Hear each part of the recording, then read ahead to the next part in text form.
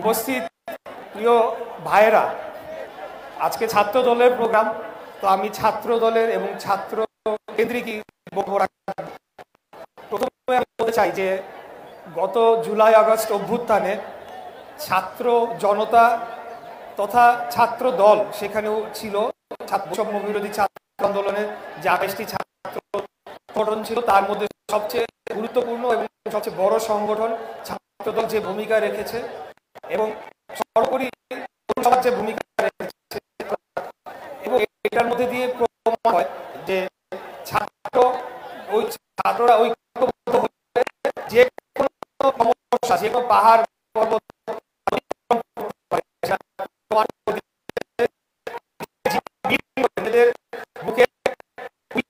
রক্ত ঝরিয়ে জীবন শহীদ হয়ে এই বাংলাদেশের যে গণতন্ত্র সেটিকে পুনরুদ্ধারের যে আন্দোলন আমরা করছি, বাংলাদেশের স্বাধীনতা সার্বভৌমত্ব যে খুনি হাসিনা ভুলণ্ঠিত করে ফেলা হয়েছিল, বাংলাদেশকে যে তার রাষ্ট্র ব্যবস্থাকে সম্পূর্ণ ধ্বংস করে একটা লুটপাটের মহারাজ্যে পরিণত করা হয়েছিল এবং একটি পরিবার শেখ পরিবারের দাসে পরিণত করা হয়েছিল, সেখান থেকে উত্তরণ ঘটানোর জন্য ছাত্র জনতা যে বুকের তাজা রক্ত ঢেলে দিয়েছে সেটা প্রমাণ করে যে তারুণ্যের শক্তি যে কোনো মুসিবত, যে কোনো সমস্যা, যে কোনো বিপদ আপদ এবং যে কোনো স্বৈরাচারকে পতন ঘটানোর জন্য তারা ভূমিকা রাখতে পারে এবং তাদের উদ্যোগই যথেষ্ট। আমি আপনাদেরকে বলবো যে আগামী দিনের যে রাজনীতিটা কিন্তু আমাদের জন্য কঠিন হবে। আমি বলবো না কোনোভাবে এটা সহজ হবে, এটা কঠিন হবে।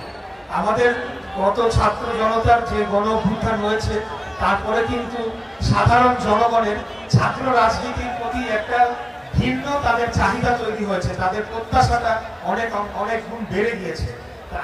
আমি মনে করি যে আমাদেরকেও সেই জনগণের যে প্রত্যাশা সেটার সাথে তাল মিলিয়ে এবং গত জুলাই আগস্টের যে বিপ্লব হয়েছে, যে গণ অভ্যুত্থান হয়েছে, সেই স্পিরিটকে আমাদের বুকে ধারণ করে আমাদের রাজনীতিটাকেও সংশোধন করতে হবে, পরিবর্তন করতে হবে, সংস্কার করতে হবে, যে নামেই বলি না কেন, কিন্তু আমাদেরকে কিন্তু এখন ভিন্নভাবে চিন্তা করতে হবে।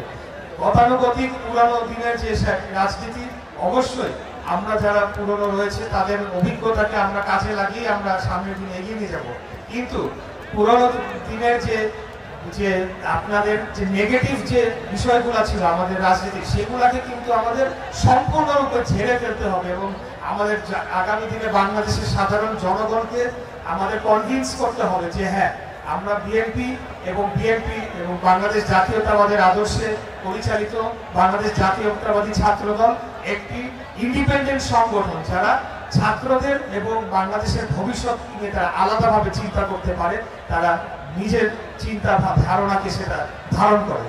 তো আমি বলবো যে আমাদের প্রতি জনগণের প্রত্যাশা অনেক বেড়ে গিয়েছে এবং আমরা যে আগামীতে যে নির্বাচনটি হতে যাচ্ছে সেটা কিন্তু কোনোভাবেই সহজভাবে নেওয়ার সুযোগ নাই, সেটাকে অবশ্যই আমাদেরকে একটা বড় চ্যালেঞ্জ হিসাবে নিতে হবে এবং আমি মনে করি এটা অত্যন্ত বড় একটি চ্যালেঞ্জ, কারণ জনগণকে কিন্তু আমরা আওয়ামী লীগের মতো খুনি হাসিনার মতো আমরা বাধ্য করতে পারবো না। আমাদেরকে আমাদের কর্ম এবং আমাদের মিশনের মাধ্যমে জনগণের সমর্থনকে অর্জন করতে হবে, জনগণের মনকে জয় করে আমাদের তাদের ভোটকে নিয়ে তাদের ভোটের মাধ্যমে আমাদের আগামী দিনে আমাদের দলকে ক্ষমতায়, রাষ্ট্র ক্ষমতায় আনতে হবে। যদি আনতে পারি তাহলে আমাদের নেতা দেশ জনাব তারেক রহমান যে 31 দফার কর্মসূচি ঘোষণা করেছে, এই 31 দফা কিন্তু বিএনপি কর্মসূচি না এককভাবে, এই 31 দফা 60টির অধিক রাজনৈতিক দলের সাথে কনসালটেশনের মাধ্যমে আমাদের নেতা উনি এটিকে নেতৃত্ব দিয়েছেন এবং ছাত্র জনতার অভ্যুত্থানের 5ই আগস্টে হাসিনা পালিয়ে যাওয়ার আরো 1.5 বছর পূর্বে কিন্তু উনি 31 দফা ঘোষণা করেছেন। সেই 31 দফায় বিস্তারিত বাংলাদেশ রাষ্ট্রকে যে এখন সংস্কারের একটা নতুন করে যে সংস্কারের কথা বলা হচ্ছে, সেই সংস্কার তো সবার আগে বিএনপি প্রস্তাব করেছে। যখন সংস্কার নিয়ে কেউ ভাবে নাই তখনই বিএনপি 31 দফা সংস্কার প্রস্তাব ঘোষণা করেছে। যদি সংস্কারের কোনো দল থাকে সেটা হলো বিএনপি। একদলীয় বাকশালকে বাতিল করে বাংলাদেশে বহুদলীয় গণতন্ত্র, মাল্টি পার্টি ডেমোক্রেসি ফিরিয়ে এনেছিল শহীদ রাষ্ট্রপতি জিয়াউর রহমান। আমার মনে হয় না এর চেয়ে বড় কোনো সংস্কার বাংলাদেশের ইতিহাসে ৭১-এর পরে হয়েছে। এটা সবচেয়ে বড় সংস্কার ছিল, যেখানে বাংলাদেশকে একদলীয় বাকশালে পরিণত করা হয়েছিল। শুধুমাত্র 4টি গণমাধ্যম রেখে সকল গণমাধ্যমকে ব্যান করে ফেলা হয়েছিল। সেখান থেকে উনি বাংলাদেশকে আবারও বহুদলীয় গণতন্ত্র নিয়ে এসেছে। অতএব সংস্কারের প্রশ্ন যদি আসে, রাষ্ট্রকে এগিয়ে নিয়ে যাওয়ার কথা যদি আসে, তাহলে বিএনপির যে উদাহরণ রেখে গিয়েছে, শহীদ রাষ্ট্রপতি জিয়াউর রহমানের যে আদর্শ রেখে গিয়েছে, সেটাকে আমার মনে হয় না মানে বিট করা বা কমপ্লিট করার মতো অন্য কোনো রাজনৈতিক আদর্শ বাংলাদেশে বর্তমানে রয়েছে। তারপরেও আমি বলবো যে আপনারা দেখেছেন যে বৈষম্য বিরোধী ছাত্র আন্দোলনের যে নেতারা ছিলেন, মুখপাত্র ছিলেন, তারা একটি নতুন দল গঠন করেছেন, জাতীয় নাগরিক পার্টি। আমরা তাদেরকে অভিনন্দন জানাই, আমরা তাদেরকে স্বাগত জানাই। আমাদের নেতাও উনি নিজে এই পার্টিকে স্বাগত জানিয়েছেন। আমরা বহুদলীয় গণতন্ত্রে বিশ্বাস করি। আমরা চাই যে একটা জনগণকে সেবা দানের যে কম্পিটিশন, যে প্রতিযোগিতা, সেটার মাধ্যমে আমরা আগামী দিনে একটা প্রতিযোগিতামূলক পরিবেশ তৈরি করব এবং আমাদের কর্মের মাধ্যমে আমরা আমাদের জনগণের যে ভোট, সেটিকে আমরা জনগণের মনকে বিজয় করে আমরা বাংলাদেশ জাতীয়তাবাদী দলকে ক্ষমতায় নিয়ে আসবো।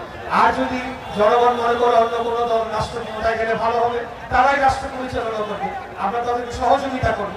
এই বিষয়ে আমাদের কোনো দ্বিমত নাই। আর বিএনপি কোনোদিনও ক্ষমতার লোভের জন্য রাজনীতি করে না। যদি করতো তাহলে 2014 সালে খুনি হাসিনার অধীনে সেই নির্বাচনে অংশগ্রহণ করলে আমাদের নেত্রী, দেশনেত্রী বেগম খালেদা জিয়াকে জেলে যেতে হতো না।